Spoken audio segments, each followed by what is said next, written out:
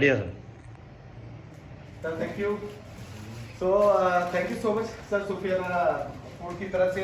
Actually ये एक छोटी सी अप्रिसिएशन सेरेमनी जो कि आपको लग रही है कमरे में, बेसिकली एक बहुत अच्छा इनिशिएटिव लिया था सुफियाना मिरपुर खास ने कि मिरपुर खास में जितने भी वो सोशल वर्कर्स थे जिन्होंने स्पेशली इस रेन इमरजेंसी में काम किया, लोगों की मदद की, तो they just appreciated them in the shape of giving them these appreciation certificates, shares।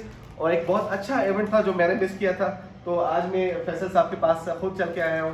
और फैसल साहब कैसा रहा और ये इवेंट, और कुछ कहना चाहेंगे? बहुत सारे लोग अल्हम्दुलिल्लाह तमाम लोगों ने अच्छा पार्टिसिपेट किया और जो लोग नहीं आ सके वो बाद में हमसे रब्ता किया। हमारी कोशिश है कि जितने भी रज़ाकार इस फ्लड के अंदर लोगों की मदद कर रहे हैं, हम उनको अप्रिशिएट करें, उनकी हौसला अफजाई करें ताकि वो ज़्यादा मेहनत से काम कर सकें। सो शुक्रिया sir, thank you so much. So once again thank you Sufiyana, thank you.